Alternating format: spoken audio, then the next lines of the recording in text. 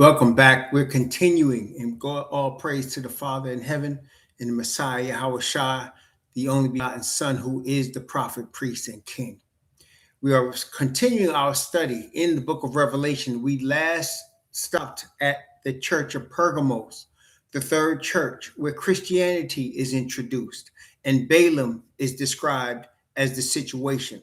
Balaam and the doctrine of Nicolaitans, where the children of Israel were getting compromised and going into darkness. And as the Most High's word told us, he has only revealed his statutes and judgments to the children of Israel. He's only revealed them unto the family of Jacob. If Jacob goes in darkness, then the whole earth is in darkness. When Jacob goes in darkness and the earth goes in darkness, the result is the reign of death. That's the result. And so what happened in the 4th century when Constantine became a Christian was the beginning of the institution and religion of Christianity. There was no religion of Christianity from Messiah. Messiah did not come to create or establish any religion.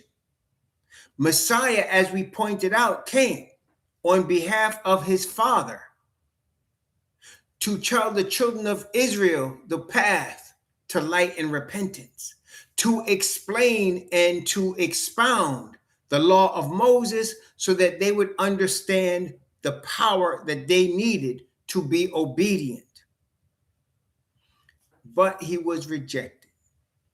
And as a result of the rejection, there was persecution. So first there was power and light, then came death of persecution, and then came compromise of the Hebrews, and then came darkness. And then that goes further from darkness into death. And let's take a look at a few things as we are going to go into the next church, which is Thyatira. First, let's start at Psalm 1. Let's start at Psalm 1. In fact, let's start at Psalm 1, the first Psalm. Psalm 1 says, "Blessed is the man that walketh not in the counsel of the ungodly, nor standeth in the way of sinners, nor sitteth in the seat of the scornful. But his delight is in the law of Yahweh, and in his law doth he meditate day and night. And he shall be like a tree planted by the rivers of water, that bringeth forth his fruit in his season. His leaf also shall not wither, and whatsoever he doeth shall prosper. The ungodly are not so, but are like the chaff which the wind driveth away. Therefore the ungodly shall not stand in the judgment, nor sinners in the congregation of the righteous. For Yahweh knoweth the way of the righteous, but the way of the ungodly shall perish." When Hebrews go into darkness, ungodliness rules on planet Earth. Ungodliness is found in Psalm 32 as those that do not acknowledge their iniquity, nor repent of their iniquity. And of course, that goes with a lack of what the Bible calls the fear of Yahweh. The fear of Yahweh before the eyes of the Hebrews is what keeps light on planet Earth. In Job chapter 28, Job 28 and verse 28. This is Job speaking. "And unto man he said, Behold, the fear of Yahweh, that is wisdom, and to depart from evil is understanding." Wisdom and understanding come from the Most High, and it comes to his people who trust in his law and his word and receive of his spirit, which gives life and light, as we talked about in the last session. So when the Hebrews are enslaved, when they are in darkness, when they are made to forget who they are and to be formed into the enemy's image. When they are formed into the image of the enemy and the enemy's rules and the enemy's law and the enemy's gods, death and darkness follow into the earth. Because as we know, again, let's look at let's look at Isaiah chapter 14. Isaiah chapter 14.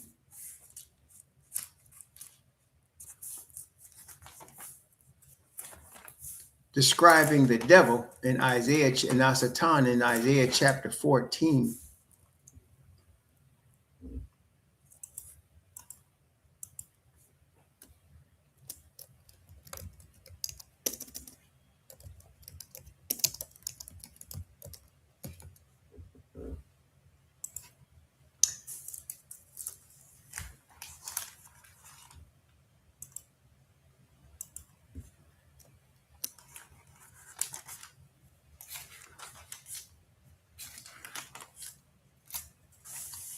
Isaiah 14, beginning at verse 12. Isaiah 14, beginning at verse 12. How art thou fallen from heaven, O Lucifer, son of the morning? How art thou cut down to the ground, which didst weaken the nations?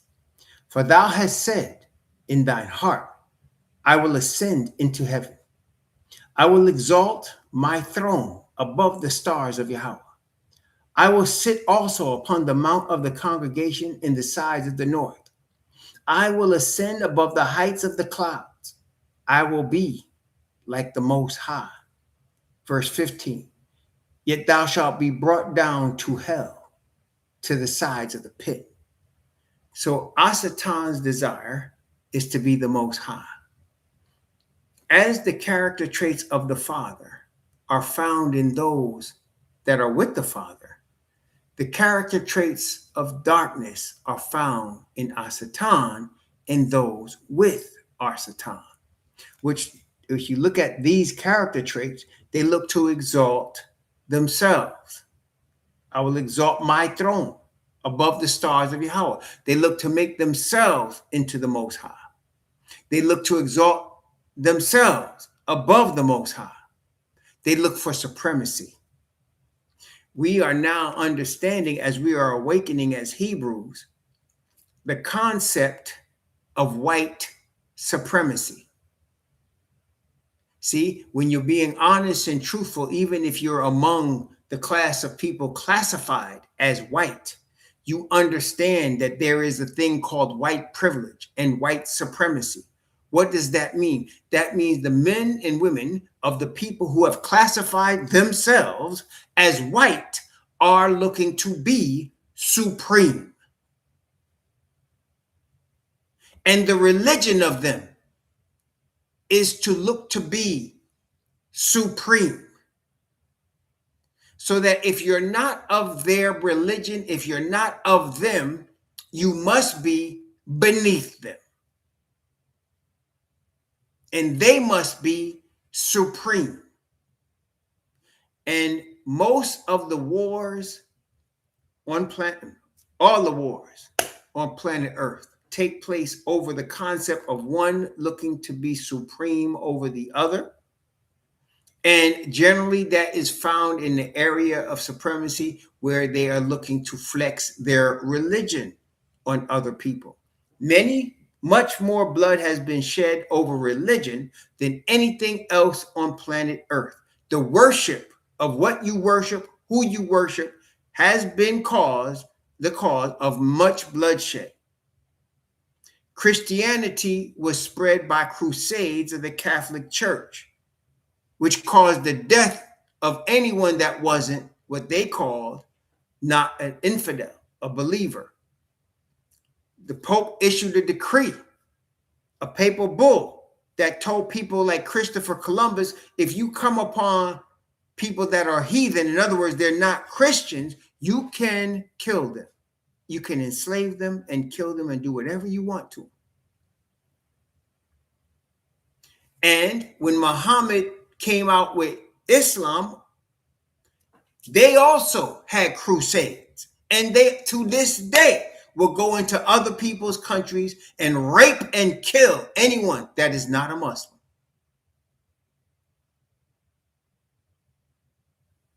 They've had sex called Bukor Haram. They've had sex called Sunnis, Shiites, and they have raped and killed people for their religion. There was a man named Rushdie who made a book that was offensive to the followers of Islam. Salman Rushdie. He went to Europe and people were trying to find him and kill him, and not just kill him like with a bomb or a gun. They wanted to stab him to death. And people who have spoke against the Prophet Muhammad, that they call their prophet, have been stabbed to death. So that religion causes war. Religion causes war. There was war in heaven. Revelation chapter 12. There was war in heaven. Why? Because of what happened here in Isaiah 14. The devil wanted to be a god. He wanted to make a throne above the Creator. He wanted to be like the Most High. That caused war. So, when the Hebrews go into darkness, there's war against the Most High. Does that make sense? When the Hebrews go to other gods, it is a war against the Most High. And you can't win a war against the Most High, which is where we find ourselves today. As we are now awakening and we are understanding what white supremacy is, we are now seeing it for what it is and seeing it clearly. And where we're at right now in history, as the awakening people of the Hebrews see white supremacy, white supremacists try to either justify it or deny it exists. Just like the devil. Try to justify it or deny it exists. And yet you just look around you. The United States of America, founded by people that called themselves white. People that call themselves. See, and this is let me again break this truth down to spank those that want to act like, he's talking about color. He's playing the race card. Again, let me please remind you. The Bible doesn't talk about race. The chosen people are a nation. Race came into existence after the European had conquered North America, what is now North America, Central America, South America, Africa, Asia, and Australia. It was after the colonization of all of these places by the European that the German scientists came out with this term of race. German scientists created race. Caucasians. They called themselves Caucasoid. They called the Hebrews Negroid. And they declared themselves superior based on the shape of their skulls. Look this up for yourself. We've done it before. So when a Caucasian person says you're playing the race card, it is the height of hypocrisy because they come from the people who created the term race and declared themselves superior and then later turned Caucasoid into white. And then now you can't do a job application without them asking you, what race are you? Am I lying? You can't do no job application in the United States of America without them asking you what race you are. So for someone to call and say you playing the race card or you're always talking about race, they need to look in the mirror, which they won't do because unrepentant people do not look in the mirror and see evil. So the white supremacists created a religion that came out of Europe called Christianity. Christianity did not come from the nation of the Hebrews. Wait, let me make sure you got that phrase. Christianity did not come from the nation of the Hebrews. Christianity did not come from the seed of Abraham. Christianity came from a heathen named Constantine. And the result of it is death, as you're now seeing for everyone to see. The dominant race on the planet are the ones that came from Europe, from Britain first, and took over what is now Canada and the United States. And then the ones that came from another European nation, Spain, and took over all from Mexico all the way into South America, with the exception of a large mass of land called Brazil that was taken over by the Portuguese, not including the Dutch, who took over South Africa. And of course, French, English, Dutch, Belgians took over Africa and the assets of Africa. And they weren't finished. When the Brits could not handle some of their criminals, they banished them by ship into a land that is now called Australia. And when they got there, they decided to whitewash everything. They were purposely trying to breed in Australia to try to make all color gone so that everybody would be white. This was a legal program. The Spaniards decided they discovered what's now the Philippines and brought them Christianity. So now you cover the majority of the land of planet Earth. And Caucasians, the people named themselves by their skull size and their skull shape, Caucasians, who said they was white, that's who dominates the planet. And so that is what us who are awakening call white supremacy. So that a young white supremacist can walk into a church and kill a whole bunch of Hebrews, and he gets taken to McDonald's. And his judge says we should feel sorry for him and his parents. And the same judge rapes children. So that a man that is married to a Hebrew that come from the Hamites can talk about health care and people reject it, but they same people will accept a man that rapes little children because he's of the white class. These truths are pretty obvious, but they're in denial by the white supremacists. And this, brethren, somebody said yesterday, I forgot which platform it was on, the separation is coming, this white woman said. Those that love Jesus and those that don't. I said, no, the separation's already here.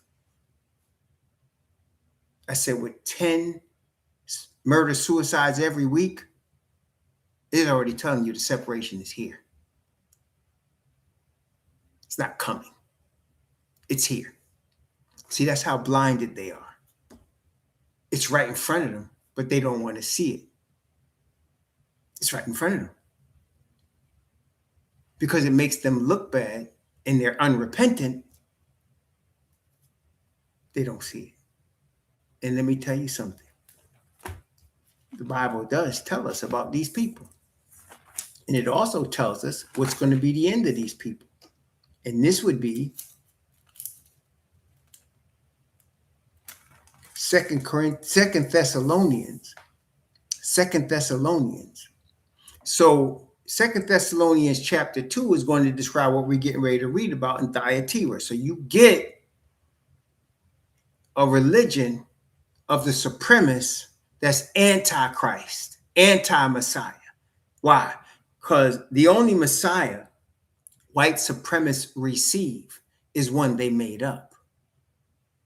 The true Messiah is a black man from the Hebrew tribe of Judah. Their Messiah is a white man of European origin. So they made up their own religion and their own Messiah, and that's the one they accept. But the one that's the true one, they don't want.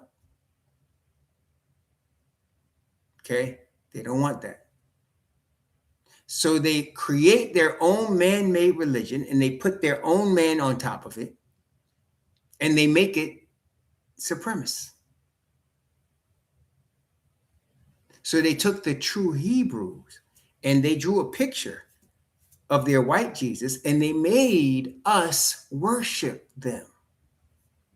And yet they act like they don't understand why we have a problem with that. Am I lying yet? They act like they don't know why we have a problem with that. And why are you bringing up color after they invented it and pushed it on us and made our color a stigma? They say to us, why are you talking about color? Color doesn't matter. After they created a whole culture and religion based on the color. So this hypocrisy is rampant, and the division is already happening. People of the truth is going to follow truth. People of the lie is going to follow Christianity. And even as we're now watching Christian nations, and I know I've had Hebrews and bloodline that defend white Jesus and Christianity with everything they have in poor coons. But the thing is that what you got to understand is the Christian nations are now attacking the Muslim nations. Don't you see that? Do you understand that Iran is a Muslim nation and that they are under the subjection and attack of the United States and other European nations? Don't you understand that the state of Israel is a European nation posing as Hebrews? Only ones that are willfully ignorant. And that's the problem here. Only ones that are willfully ignorant will not see it. Okay? But it's not going to change the truth. It's not going to change what the Messiah and the Father are getting ready to do, as the Bible is getting ready to show us as we continue studying the book of Revelation. But here in 2 Thessalonians chapter 2, it describes what we just read in Pergamos and then what happens after. Okay? It describes what we just read in Pergamos and then what happens after. This is 2 Thessalonians chapter 2, going to begin at verse 1, going down to verse 7. Now we beseech you, brethren, by the coming of the Master YHWH Mashiach, and by our gathering together unto him, that ye be not soon shaken in mind, or be troubled, neither by spirit, nor by word, nor by letter, as from us, as that the day of Messiah is at hand. Let no man deceive you by any means, for that day shall not come except there be a falling away first. That's what we just saw in Pergamos. When they talk about Balaam and the Nicolaitans, that's the falling away, because Balaam caused Israel to fall away, right? Baal Peor was brought in by Balaam's counsel to cause Israel to fall away. That's what we read in Numbers chapter 25. Let no man deceive you by any means, for that day shall not come except there be a falling away first, that the man of sin be revealed, the son of perdition. So the falling away of the Hebrews would give rise to the man of sin. And we know that that's Christianity, because Constantine became a Christian. And Thyatira is going to go deeper into that. Verse 4, who opposeth and exalteth himself. Remember what we talked about? Satan leads to oppose the Most High and to exalt himself. Who opposes and exalteth himself above all that is called God, or that is worshipped, so that he as God sitteth in the temple of God, showeth himself that he is God. This here was when the temple still stood, the second temple. And what did the Romans do? They put the image of the Roman emperor in the temple.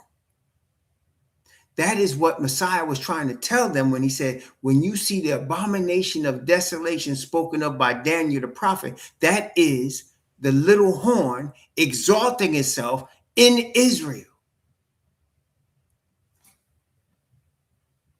Verse 5. Remember ye not that when I was yet with you, I told you these things? And now ye know what withholdeth, that he might be revealed in his time. For the mystery of iniquity doth already work. Only he who now letteth will let until he be taken out of the way. Stop. So at the time of the children of Israel that still dwelt in their land, and there was the second temple there, and Roman soldiers were patrolling the streets of Jerusalem. At that time, there was no Christianity, right? Y'all understand that? There was no Christianity at that time. So Roman soldiers were patrolling the streets of Jerusalem. They had a Roman procurator called Pilate. That is like the head of the garrison. So therefore, they were under the control of Rome, but they were given a I don't know, a fake, false impression that they were an independent nation, but they weren't. Even their religious leaders had to get permission to do things from the Romans. Okay, so the Romans were in charge of all the earth, including Israel. Okay, but there was no Christianity there. It was the Roman government. Now, after the Roman government, it was weakening. Right. Thank you, Stephen. That's it. Autonomy. Right. They had some autonomy, but not total. Then after Constantine, the Roman Emperor Constantine became a Christian. Now you have a religion in Rome, and the pagan traditions were put behind this religion, even though they kept all the pagan traditions like Sunday, worship of the sun. They now were calling themselves Christians. Okay? That's what it says when it says, the mystery of iniquity doth already work. Only he who now letteth will let until he be taken out of the way. So the old pagan Roman Empire would be removed and replaced by what they called the Holy Roman Empire. Does that make sense? So the Holy Roman Empire is still pagan. It's still a man-made religion, but now they have now created their own invisible white God in the form of the institution of Christianity. Okay, so now he who letteth will let until he be taken out of the way. So the old Caesar-led Rome was replaced by Holy Rome. And the house of Holy Rome was called the Vatican, which is a demonic, dark, spiritualistic mountain. Okay, Vatican, and it's called Vatican City, Vaticanus. Okay, all right, keep going here. 2 Thessalonians chapter 2, verse 8. And then will that wicked, capital W, be revealed, whom Yahweh shall consume with the spirit of his mouth, and shall destroy with the brightness, light, of his coming. Even him whose coming is after the working of Satan, with all power and signs and lying wonders. Again, all you have to do is look at how we got where we are today. How did all the Hebrews, and how did any Hebrew that's a Hebrew that was settled in West Africa end up in the land that's called North America? How did we end up here? Did we just decide to come here for a better life? Did we come on the Mayflower? Did we land on Plymouth Rock? How did we get here? We were brought here. That's right. In slave ships. We were brought here. Okay. So now the mystery of iniquity that's already worked and the man of sin is revealed. And all of us that have been scattered in all of these different countries that I mentioned came as slaves and were forced at the point of swords to become Christians. Okay.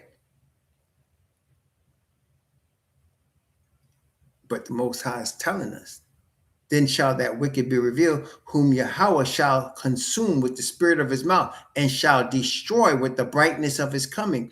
Even him whose coming is after the working of Satan, with all power and signs and lying wonders. There we go. The beast, the dragon, and the false prophet working miracles. Verse 10. and with all deceivableness of unrighteousness in them that perish, because why?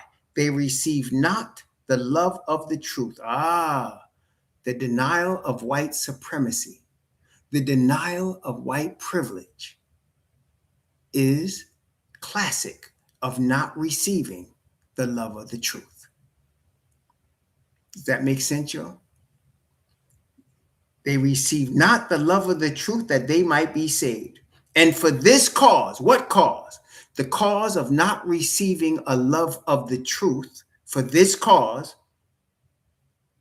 Yahweh shall send them strong delusion, that they should believe a lie, that they all might be damned, who believed not the truth, but had pleasure in unrighteousness. So the strong delusion is now in effect. It is called Christianity. And in case you happen to make it out like Malcolm X did away from Christianity, you got another hole to jump over called Islam.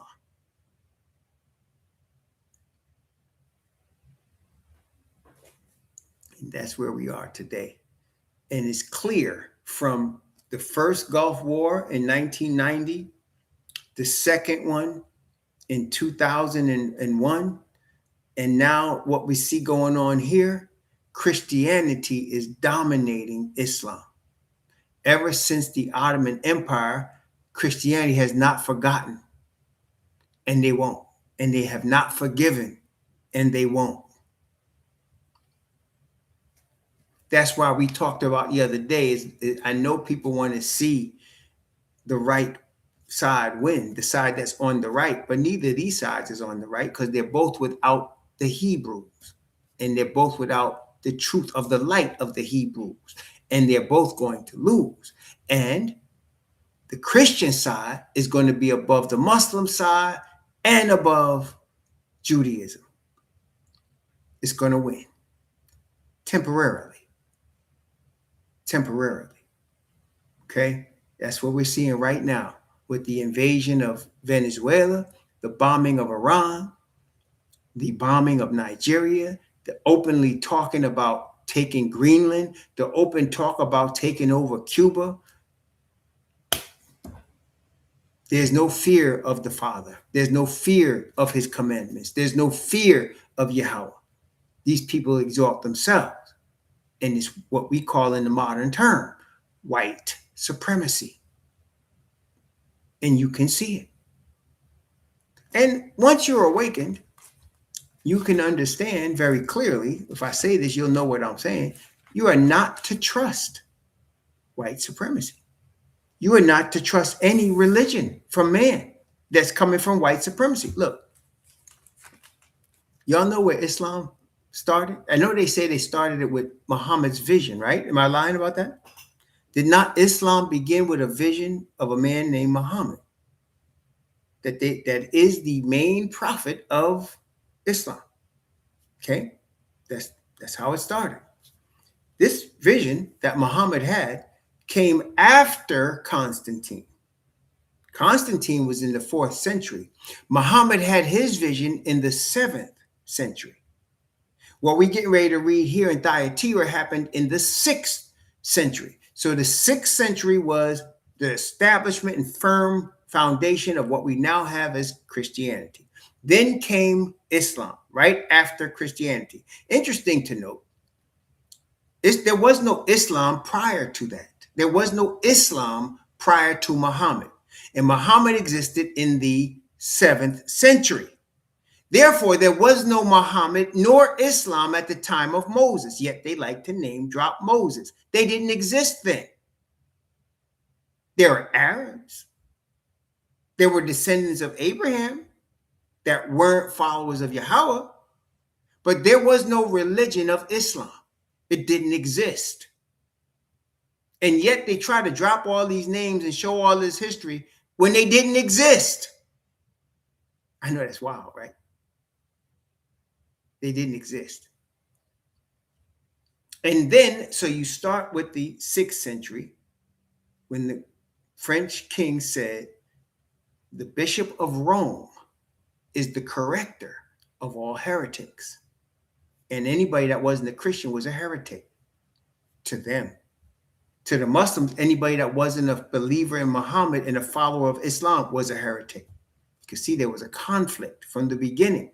Then after that came these people out of the east part of Europe called Judaism.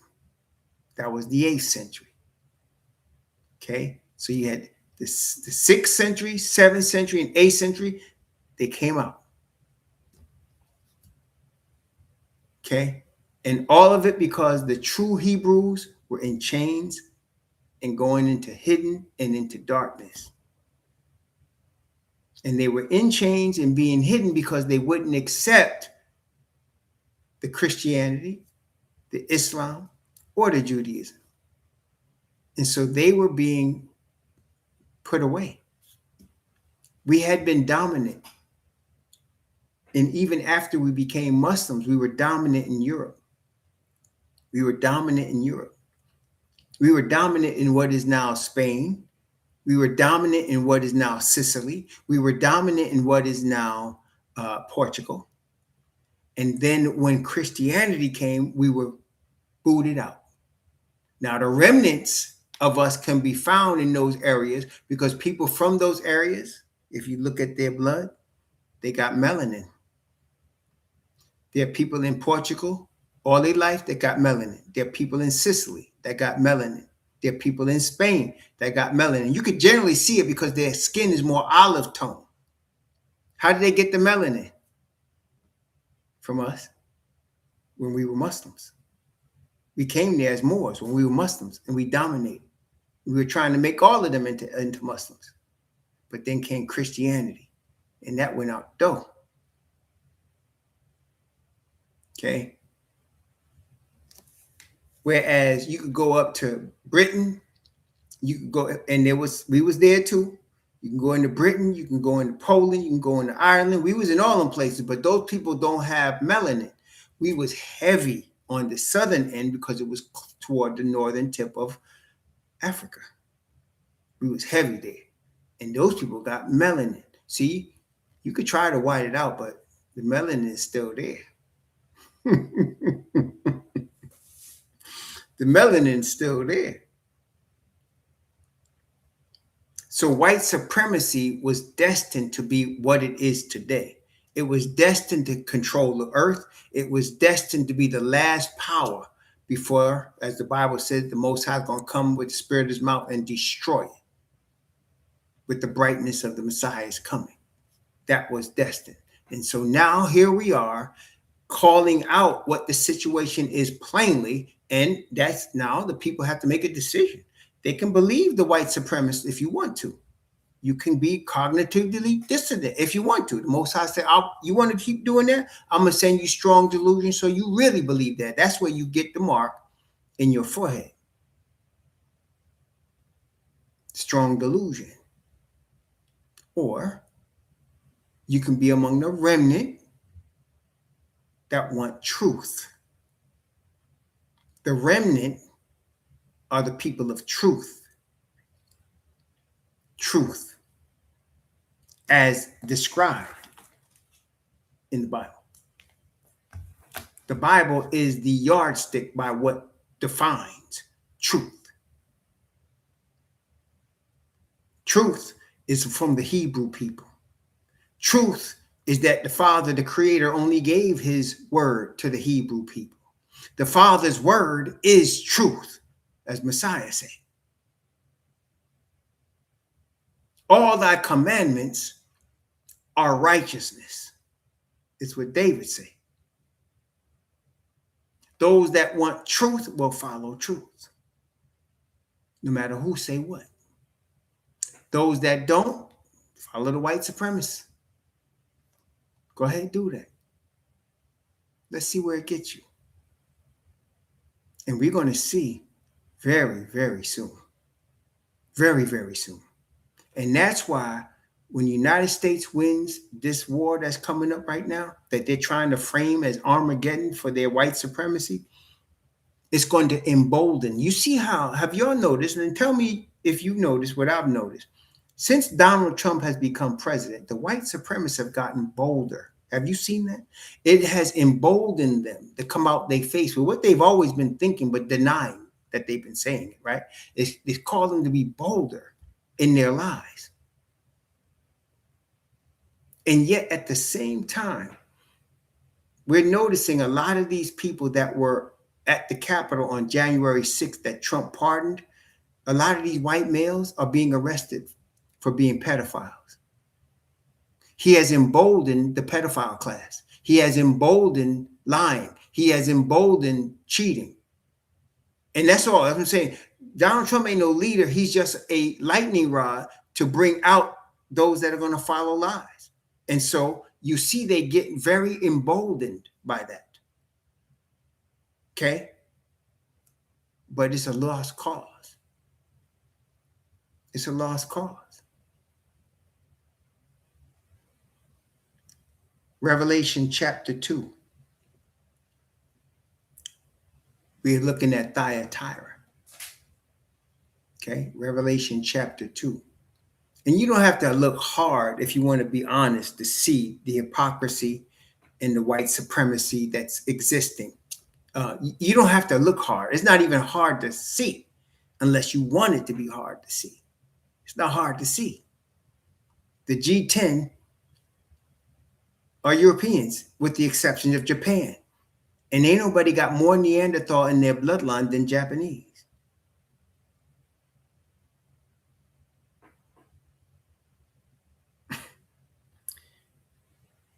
Revelation chapter 2, beginning at verse 18.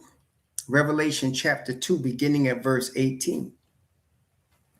And under the angel of the church in Thyatira write, these things saith the Son of Yahweh, who hath his eyes like unto a flame of fire, and his feet like fine brass. Notice he mentions that, burned in the furnace, fine brass.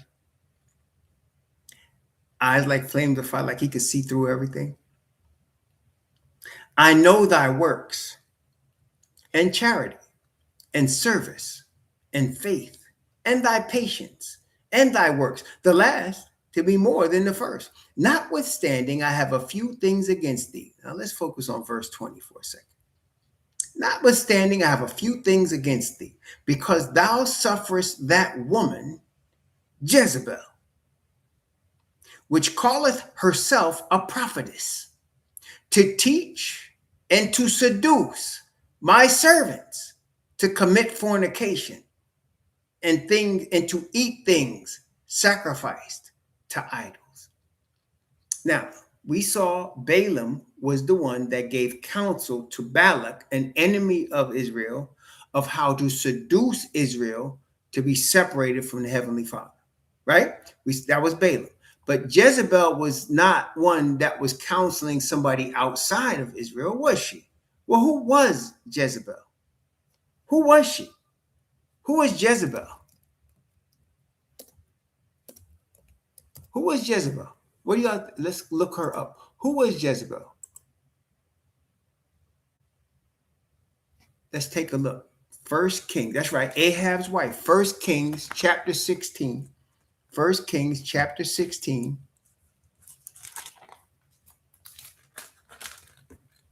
Let's take a look a little bit at Jezebel. So we took a look at Balaam and saw that Balaam was used to counsel Balak to cause the children of Israel to commit trespass against Yahweh. And we saw the results, right? Both for the Israelites, 23,000 lost, and for the Midianites who were used in that operation, all men, women, and even children that were male destroyed. Okay. First Kings chapter 16.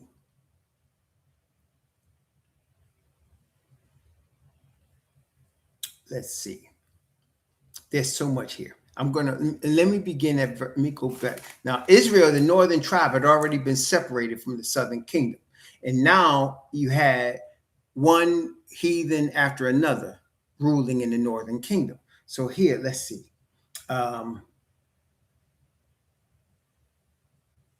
Okay, yes. Let me start at verse 23.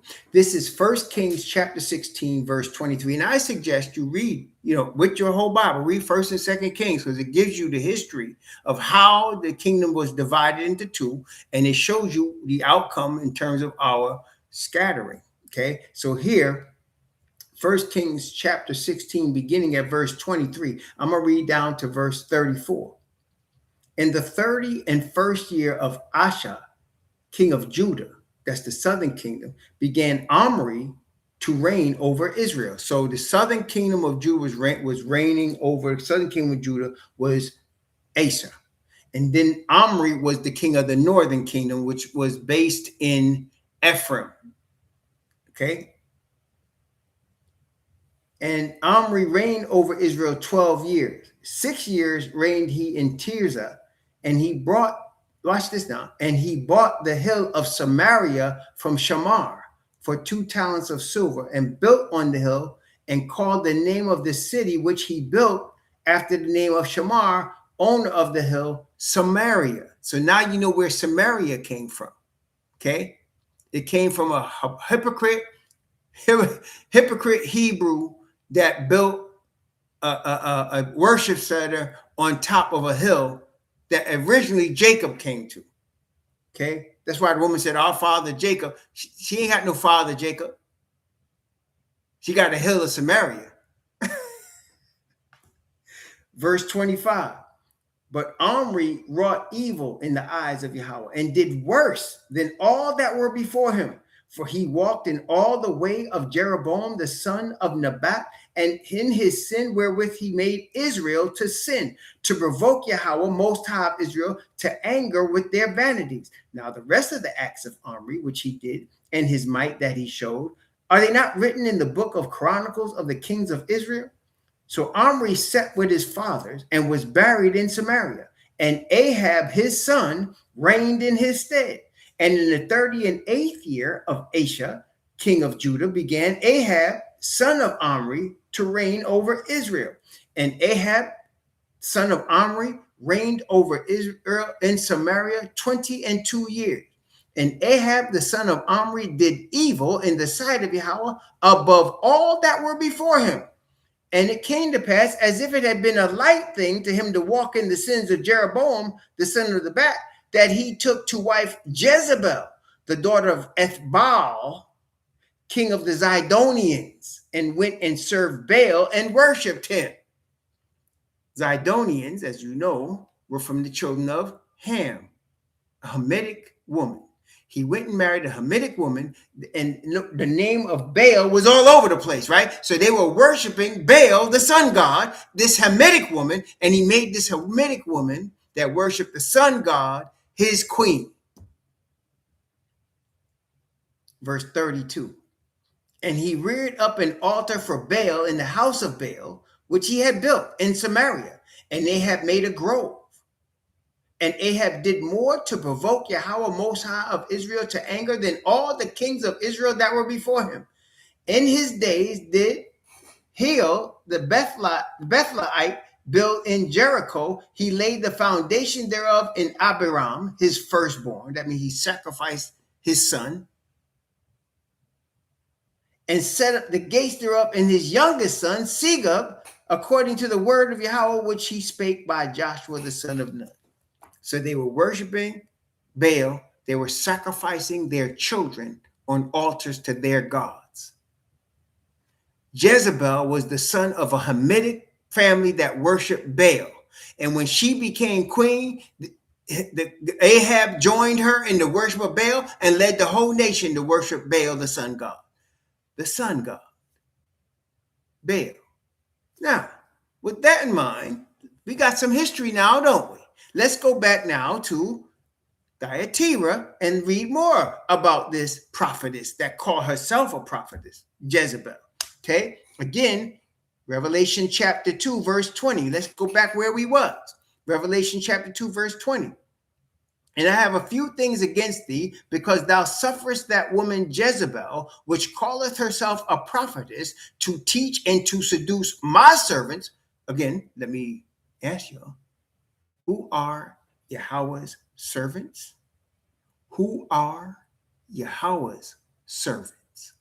He said to teach and to seduce that's right. So she was taking they were taking bloodline Israelites and making them worship Baal, the sun god. Now somebody's going to say, what's Baal, the sun god? Well, let me ask you, what religion changes the Sabbath to Sunday? And why is it called Sunday? Why is it called Sunday? Christianity and they worship is called the day of the sun. The pagans always had that day before they became Christians. It was called the venerable day of the sun. The sun god, Baal. Okay. Verse 20 again, to seduce my servants to commit fornication, that is worship of this false god, to eat things sacrificed unto idols. To eat things sacrificed unto idols, to worship the sun god, which is Christianity. Then Christianity, what happened now, they expanded so that they accept the Sabbath too now. Oh, yes. And they still under the guise of the sun god, though. So you have the sun god accepting the Sabbath. Still the sun god. It's still a man-made religion. It's still Jezebel. Doesn't matter if they claim to keep Shabbat or not. You can have pagans that don't eat pork. Does not Islam teach not to eat pork? There you go. Don't Judaizers, what's the name of Judaism? They don't eat pork. They're still under the sun god, though.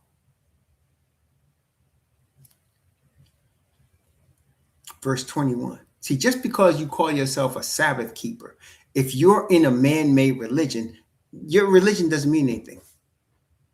First of all, it's only the Hebrews that have the truth. Second of all, the first commandment, thou shalt have no other gods before me. If you're in a man-made religion, you have another God. Because the one that said, thou shalt have no other gods before me, said that only to Israel. He did not say it to the earth. I am Yahweh, your most high. I brought you out of the land of Egypt and out of the house of bondage. He didn't bring everybody out the land of Egypt. He didn't bring everybody out the house of bondage. Only Israel. So he was only talking to Israel. So if you're not Israel and you're not with Israel and you're trying to suppress Israel, you are with the wrong God. Verse 21. And I gave her space to repent of her fornication, and she repented not.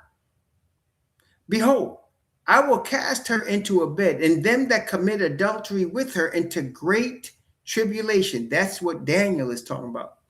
There shall be a time of trouble such as ever was since there was a nation to that time, nor shall ever be. That is the same time we're talking about in Revelation 16, which we will get to, where the 7 plagues are falling on the earth. See, that's what's coming. That's the great tribulation that's facing all white supremacy and false gods.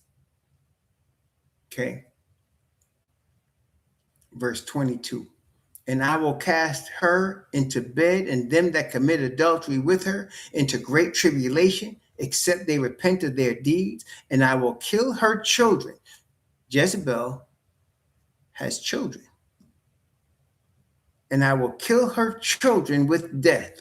And all the churches, all the assembly shall know that I am he which searcheth the reins and hearts, and I will give unto every one of you according to your works. But unto you I say, and unto the rest in Thyatira, as many as have not this doctrine, which have not known the depths of Satan as they speak, I will put upon you none other burden. What is that?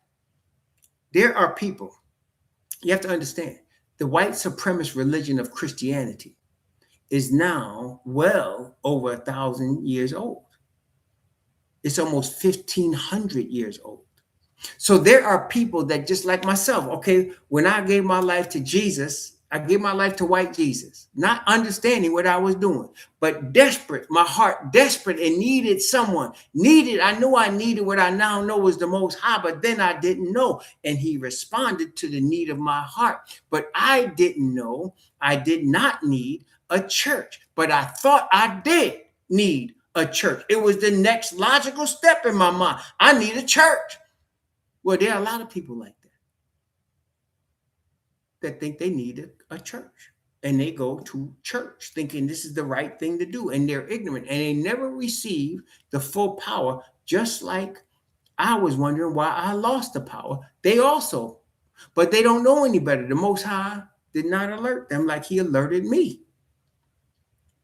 And I was searching his word. And he blessed me, but not everybody. Some people die in those religions. And he said, as many of you as have not the doctor's doctrine, which have not known the depths of Asatan. See, so a lot of people die not understanding what they were in. He said, I will lay upon you none other burden. There are people that are going to be resurrected that never kept the Sabbath. There are going to be people that are resurrected that don't know that Jesus is black. And they're going to be with us because they didn't understand what they were worshiping. They didn't understand what we now know. They didn't understand. Just like before we were awakened, we didn't understand. Before we were awakened, but now we're awakened and it's so clear to us. But you got to remember, there are centuries before now that people didn't know, where there's over 1,000 years of Christianity, deep darkness, and people don't know. But what's going on now is what we understand to be cognitive dissonance. What does that mean? That means we're willfully ignorant. When you are willfully ignorant, you actually have a chance and opportunity to know what is true, but you refuse to see it because it's too uncomfortable for you. See, that's a difference. Those that stand for truth will stand for truth no matter what era they're in. If they see it, some people don't see it. And then there's others that, as we are now in where we at today, that do see it and refuse to acknowledge it. Okay. So that, and you can see the combination. There are some people, like Sister Josie was asking us to pray for her woman that's close to her, like a mother named Maxine. Maxine did not know what Sister Josie knows. There's no way she would understand that. She was like 90 years old. She wouldn't know. So the Most High puts Maxine to rest, and I believe gonna bring her back because she didn't know. It'll be too much. Remember, the Messiah even said, "There's things I'd like to tell you I can't because you can't handle." So he puts some people to rest to save them. And then others he keeps alive so that they can be witnesses against themselves. Remember what Joshua said? You are witnesses against yourself. Didn't he tell the Israelites that? We read it in Joshua 24. He said, you are witnesses against yourselves. Why? Because you claim to know. You said you're going to serve the Creator. And you also stated why. Because he delivered you. Okay, you are witnesses against yourselves. He keeps some people alive so they can be witnesses against themselves. That's right. And that's what the 1,000 years are for. The 1,000 years are for people like Maxine, like my daddy, like Castle King's mother, that were caught up, born and raised in a system of darkness and not realizing what to do or know what to do about that. Right? So they're raised and they come up in the millennium, and the 1,000 years are for them to learn what we already know and more. See? Praise the Most High. So that's why he allows some people, as Isaiah says it, and let's take a look at that scripture. Isaiah tells us that he allows some people to die in order to save them. This is Isaiah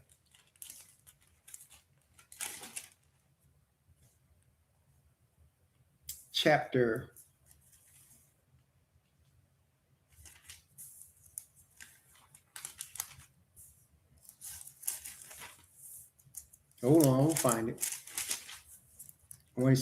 26. We're going to see right now.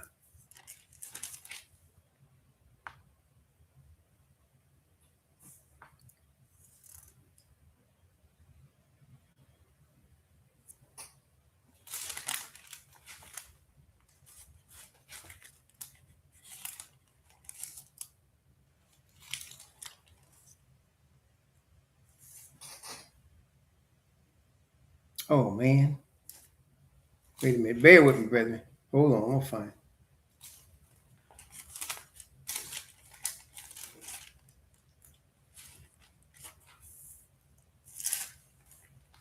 Ah, thank you, sister.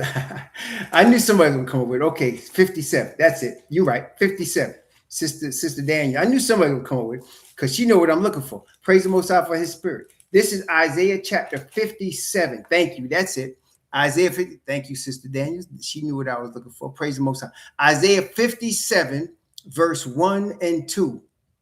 Isaiah 57, verse 1 and 2. Yeah, there's a lot of people that are pure in heart, that just don't know and wouldn't be able to actually handle it. And only the Heavenly Father knows those are his. But many of them are Isaiah 57, 1 and 2. Notice what it says, Isaiah 57, 1 and 2. The righteous perisheth, and no man layeth it to heart. And merciful men are taken away, none considering that the righteous is taken away from the evil to come. He shall enter into peace, that is the grave. They shall rest in their beds, each one walking in his uprightness. Again, also Revelation chapter 12, chapter 14, verse 12. Blessed are the dead that die in Yahweh. Yea, says Spirit, from henceforth. Yea, says, but that they may rest from their labors, and their works do follow them. So there are people that don't know the depths of Asatan, that don't understand it and would not be able to handle it. Okay. So he allows them to rest. And it's sad because all of us are not built for death in terms of the original father of Abraham, Adam and Eve were not created to deal with death. And so we'll never be used to it. And praise the Most High, there's going to come a day when it doesn't exist anymore. There shall be no more death. So the thing that we're not used to, the things we weren't created to receive, will not exist anymore. And those people will be raised to life, and they will never see death, and they will never be sick, and they will never get old. They will never be in pain ever again. We praise the Most High. But that's what he says here in Revelation chapter 2, when he says, unto you, I say, and unto the rest in Thyatira, verse 24, as many as have not received this doctrine, which have not known the depths of Asatan as they speak, I will put upon you none other burden. See, praise the Most High. And you know why Stephen Curry says his uncle wouldn't have believed him? Why? Because who believes from your own family? It's very rare that somebody in your own family. Now, one of the disciples was one of the brothers, bloodline brother of Messiah, but most of his family rejected him. That's why the Bible says he couldn't do many great works in Nazareth, because they didn't believe him. They rejected him. But one of his own brothers did receive him. Okay. Verse 25. But that which ye have already, hold fast till I come. He that overcometh and keepeth my works unto the end, to him will I give power over nations, and he shall rule them with a rod of iron. As the vessels of a potter shall they be broken to shivers, even as I have received of my Father. And I will give him the morning star. He that hath an ear, let him hear what the Spirit said unto the churches or the assemblies. Praise the Most High. So he's going to have heathen be ruled over by his servants. He's going to have heathen be dominated by his servants. Going to rule them with a rod of iron, break them in pieces. That's Jeremiah 51 also, as well as Psalms, as well as Book of Revelation. That's what's going to happen.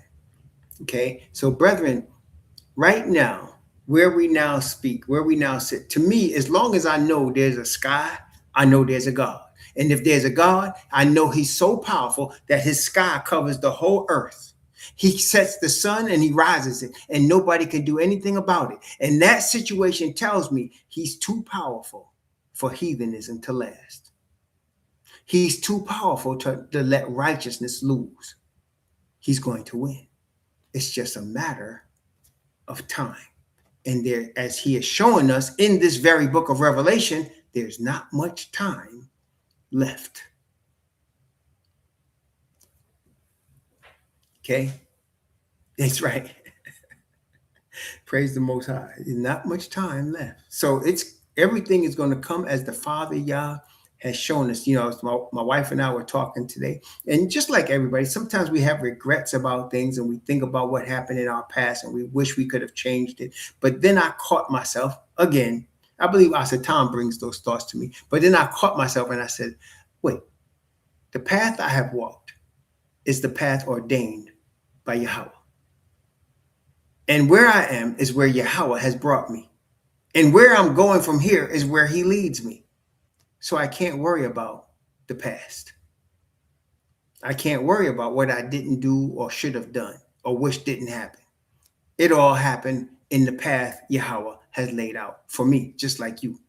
Some of them were ugly periods. Some of them were periods you'd like to forget about. But don't worry. He led you to the path to get you here. And there's a path going forward that's going to cause you to stand on the sea of glass. And that's what it's all about. Praise the Most High.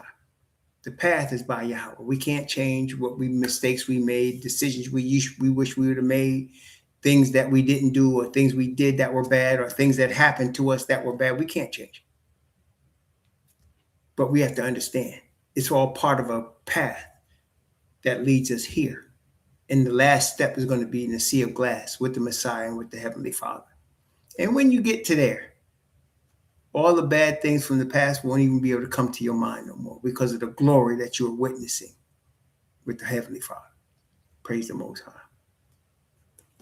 Praise the Most High. Yes. Okay. That was chapter 3. Chapter 2. That was chapter 2. Ooh, we still got chapter 3. Okay. May the Most High bless you and keep you. And may he cause his face to shine upon you and be gracious unto you. And may he lift up his countenance upon you and give you peace. Shalom, Hebrew, Israelite family.